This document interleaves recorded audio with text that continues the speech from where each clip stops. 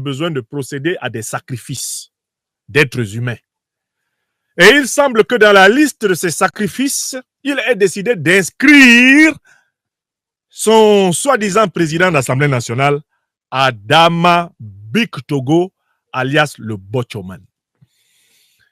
Mon attention a été attirée par un reportage fait ces dernières heures par le grand investigateur ivoirien Chris Yapi. L'inénarrable, l'incomparable Chris Yapi, qui a levé un coin de voile sur l'échafaud, la corde qu'Alassane Dramane Ouattara est en train de savonner pour qu'elle glisse parfaitement au cou de Bictogo. Oui, bientôt, pendront au-dessus du sol de Burné les pieds flottants de Bictogo, dont Alassane Ouattara prépare la potence. Alassane Ouattara est en train de préparer le Golgotha de Bictogo. Alassane Dramane Ouattara, à l'approche de chaque année électorale, a besoin de faire de grands sacrifices humains pour impressionner les Ivoiriens.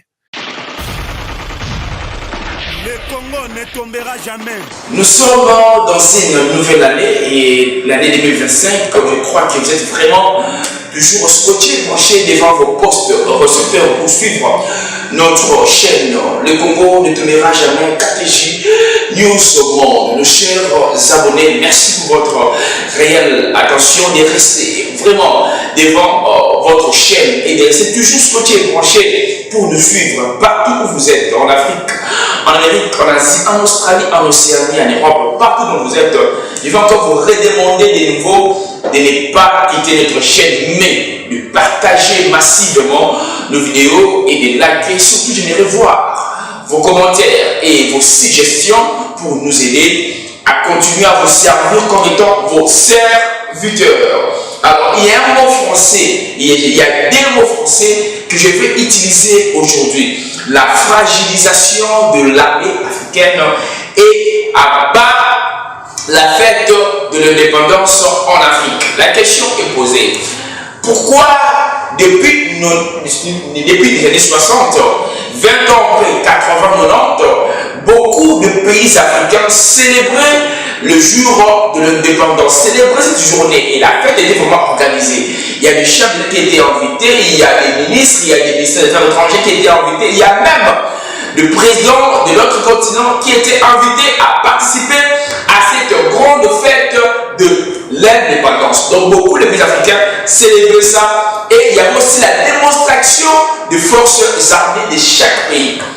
Mais il y a presque 3 ans passés, et pendant 30 ans passés, le pays africain, beaucoup de pays africains ne célèbrent pas cette fête de l'indépendance. Comme exemple, la République démocratique du Congo, le Burkina Faso, le Congo-Brazzaville, le Rwanda, le Mali, le Sénégal, la Guinée, l'Afrique du Sud, le Gabon, l'Éthiopie. Il y a beaucoup de pays qui ne célèbrent pas cette fête. Mais la question, je suis désolé parce que l'Éthiopie n'était pas colonisée grâce à Haïlé Sélassié, dont Mussolini, les vrais, on voulait vraiment venir coloniser l'Éthiopie, mais il a trouvé un costaud, le dieu divin, à l'époque comme on l'appelait Haïlé Sélassié. Alors parenthèse, l'Éthiopie n'était pas colonisée. Alors pourquoi le pays africain aujourd'hui ne célèbre pas cette fête de l'indépendance? Or que la fête de l'indépendance nous rappelle beaucoup de choses. Les mois du colonialisme, le moment où nos grands-parents étaient torturés, déportés, tués, violés et esclavagisés, même esclavagisés, je ne sais pas les mots qui existent en français, et la question est posée. Alors, la fragilisation de l'armée africaine. Aujourd'hui, la question est posée. Est-ce qu'en Afrique aujourd'hui, il y a un pays puissant, armement parlant, comme on parlait auparavant de la Libye? Est-ce qu'on peut trouver aujourd'hui en Afrique un pays armement puissant qu'on peut comparer avec l'Égypte d'hier? Parce qu'à l'époque, après l'indépendance, dans beaucoup de pays africains, il y avait des pays africains qui étaient armement puissants. Je peux citer les Alliés à l'époque avec Mobutu. Je peux aussi citer aller plus loin l'Afrique du Sud avec Nelson Mandela. Je peux encore aller plus loin la Libye avec Muammar Kadhafi. Je peux encore aller plus loin. Le Burkina Faso, avec Thomas Sankara, il y avait beaucoup de pays qui étaient armément solides et costauds, qui se combattaient avec n'importe qui pouvaient aussi pointer du doigt n'importe qui. Mais aujourd'hui, beaucoup d'armées, beaucoup d'armées africaines sont tellement fragilisées et la question posée, qui en est l'auteur? On se pose brutalement des questions qui sont là pour continuer à fragiliser l'armée africaine.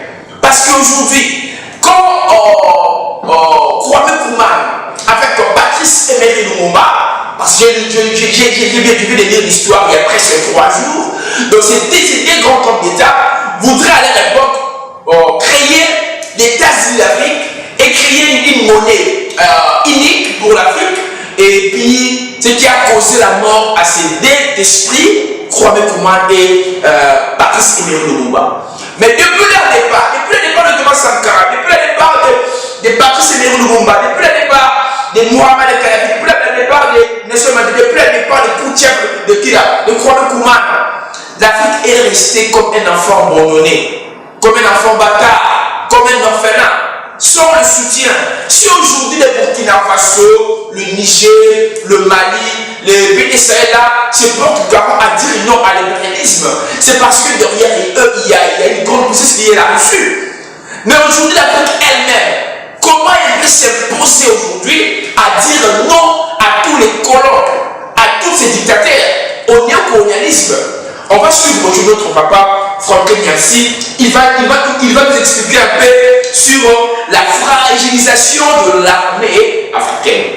Et aussi pourquoi le pays africain ne célèbre pas la fête de l'indépendance. Suivant.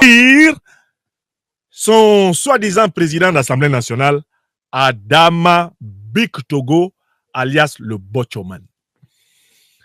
Mon attention a été attirée par un reportage fait ces dernières heures par le grand investigateur ivoirien Chris Yapi. L'inénarrable, l'incomparable Chris Yapi, qui a levé un coin de voile sur l'échafaud, la corde qu'Alassane Dramane Ouattara est en train de savonner pour qu'elle glisse parfaitement au cou de Bictogo. Oui, bientôt, pendront au-dessus du sol du Burné les pieds flottants de Bictogo, dont Alassane Ouattara prépare la potence. Alassane Ouattara est en train de préparer le Golgotha de Bictogo. Alassane Dramane Ouattara, à l'approche de chaque année électorale, a besoin de faire de grands sacrifices humains pour impressionner les Ivoiriens. Il les tue soit par milliers, soit par centaines, soit par dizaines, et il élimine quelques-uns, eh bien, des Ivoiriens ou quelques-unes des personnalités politiques ivoiriennes les plus en vue. C'est le grand rituel de sorcellerie politique dont Alassane Ouattara a besoin pour non seulement s'illusionner de sa puissance, mais également pour effrayer et continuer à intimider les Ivoiriens qu'il braque et qu'il tient en otage. Oui, Alassane Dramane Ouattara est un sacrificateur d'hommes. Et quel est le critère que Ouattara Dramane a toujours retenu pour sacrifier un homme politique en Côte d'Ivoire? Le critère est le suivant. Il faut que cet homme politique ait rêvé, je dis bien rêvé, de lui succéder au pouvoir. Si vous voulez entrer dans la liste des sacrifiables de Ouattara et que vous vivez en Côte d'Ivoire et que vous avez une certaine visibilité politique, montrez-lui que vous voulez lui succéder à la présidence de la République. À partir de là, vous remplissez toutes les conditions pour aller dans 3 directions. Première direction qu'il vous propose tout de suite, la tombe. S'il ne parvient pas à vous envoyer dans cette direction, deuxième direction qu'il vous propose, la prison. S'il ne parvient pas à vous envoyer dans la tombe ni en prison, Ouattara vous propose une 3e direction, c'est l'exil. C'est un autocrate intraitable avec la question de son pouvoir, comme il le conçoit. Or, qu'est-ce qui arrive à Adama Bictogo? Qui est d'abord Adama Bictogo? Adama Bictogo, c'était un faux type qui a fini par croire qu'il était un type. Si je pouvais contracter la formule de la vie d'Adama Bictogo, je dirais que c'était un faux type qui a fini par croire qu'il était un grand type. Et donc, Adama Bictogo a exactement le même problème que Ouattara. Un faux type qui finit par croire et par se convaincre qu'il est un grand type. Et vous ne pouvez pas comprendre Bictogo si vous ne comprenez pas Ouattara. Ouattara est un faux type, pourquoi? Alassane Dramane Ouattara est un faux type parce qu'il a renié ses origines. Il est faux déjà à l'origine. C'est-à-dire que la fausseté de Ouattara, c'est sa signature en politique. Il est entré en politique par le mensonge sur soi. Alassane Dramane Ouattara a honte d'aller faire le pèlerinage annuel sur la tombe de son père et de sa mère à Sendou, au Burkina Faso. Quelqu'un qui a honte de la tombe de son père et sa mère, c'est un faux type. Et c'est pour ça qu'il a 3 actes de naissance pour la même vie. Ça a été révélé par le journal Afrique Éducation ici à Paris. Il serait né tantôt à Ouagadougou, tantôt à Bobo Dioulasso ou Banfora, tantôt prétend-il à Dembokro. Le même individu. 3 actes de naissance dans la même vie. Donc, c'est un faux type. C'est quelqu'un qui n'a pas le courage d'assumer. Il a renié son origine. Parce que c'était une condition pour lui pour passer pour celui qu'il n'est pas. Le pays qui a financé ses études primaires, ses études secondaires, le pays qui lui a payé une bourse universitaire pour aller faire des études supérieures aux États-Unis. Ce pays-là, il l'a renié. Il dit, je ne suis pas de là-bas. C'est ça Ouattara Dramane. Vous pouvez lui donner tous les titres qu'il a occupés. J'ai été gouverneur de la banque ceci, j'ai été directeur général adjoint du FMI. J'ai gouverné plus de 200 pays. J'ai fait ceci, j'ai fait cela. À la base de tout, Ouattara est un menteur. Monsieur le Président Laurent Gbagbo, est-ce que vous êtes là? Qui est Monsieur Ouattara? Comment est-ce qu'on peut le résumer? Parce que je dis, c'est un faux type qui a cru avec le temps qu'il était un grand type. Président Gbagbo, excusez-moi ce samedi de vous inviter. Et continuez à partager sur Facebook. Ils sont déjà en colère, là, les moutons. Les moutons sont en colère parce que je suis en train de reconstituer leur maître. Président Laurent Gbagbo, s'il vous plaît, rappelez-nous ce que nous n'avons pas compris tôt. Quand vous avez dit ça, on ne vous a pas écouté. Pourtant, c'était vrai. C'était vrai. Qui est ce monsieur Ouattara? Qui est ce monsieur Ouattara? Vraiment, il est important que vous nous rappeliez quelle est sa nature profonde. Alassane Ouattara, qu'est-ce qu'il est? Qu'est-ce qu'il est essentiellement? Qu'est-ce qu'il est? On monte dans le final, notamment Alassane Ouattara, par exemple, a dit que si vous êtes gagné au premier tour, ce sera dû à la fraude. Mais Alassane Ouattara est un menteur. Voilà. Et je le répète pour vos auditeurs et pour vos téléspectateurs. Oui. Il ne faut pas que les gens fassent attention à son esbrouf. C'est parce qu'il est menteur qu'il n'a jamais réussi à arriver au pouvoir depuis 1993. Le mot est fort, menteur. Non. Le mot n'est pas fort. Le mot n'est pas fort. C'est la description. C'est la description.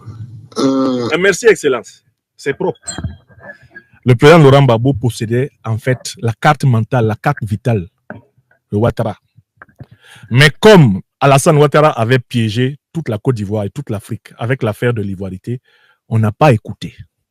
Ouattara est un menteur. Et il ne marche qu'avec des grands menteurs. Si tu n'es pas un grand menteur, tu ne peux pas durer avec Ouattara. C'est pour ça qu'on l'a quitté.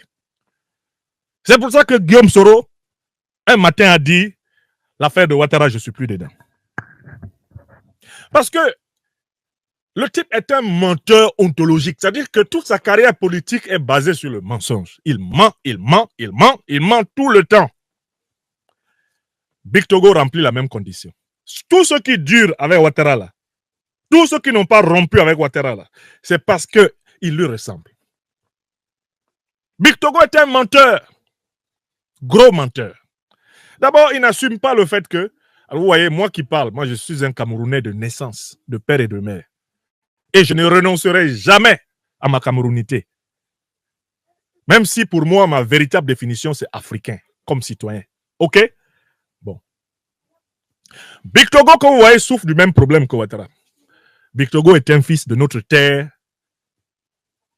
africaine du Burkina Faso. C'est un Burkinabé de père et de mère. La question est posée.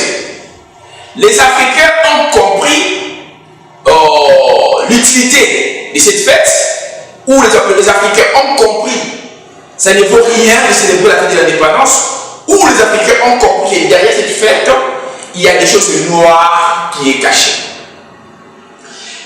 Parlons aussi de la fragilisation de l'armée africaine. Aujourd'hui en Afrique, il n'y a aucune armée, je précise, il n'y a aucune armée qui peut s'imposer à accepter la guerre avec un pays européen. En Afrique, on n'a aucune arme nucléaire, même pas une arme atomique. Mais tous ces dons que les Européens, les Asiatiques, les Américains utilisent pour créer des armes nucléaires, des armes atomiques, tous ces dons-là se situent ici en Afrique.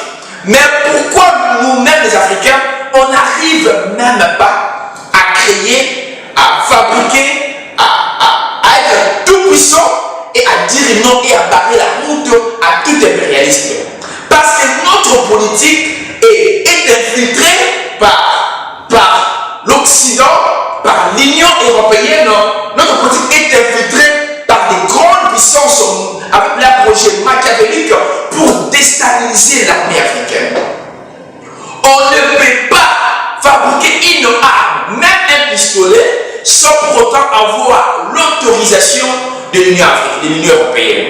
On ne peut pas faire quoi que ce soit dans notre pays sans pour autant voir l'autorisation qui vient de quelque part. Si aujourd'hui, les trois pays du Sahel, je vais même citer, si aujourd'hui, le président Ibrahim Traoré met sa vie en péril pour acheter des munitions, avoir des munitions de guerre, avoir des drones militaires, acheter des engins pour l'agriculture, c'est parce qu'il a quitté définitivement la France, il a quitté définitivement la politique française, il a quitté définitivement la politique de l'Union européenne et il s'est aligné avec un frangin tellement aimable qui est Vladimir Poutine.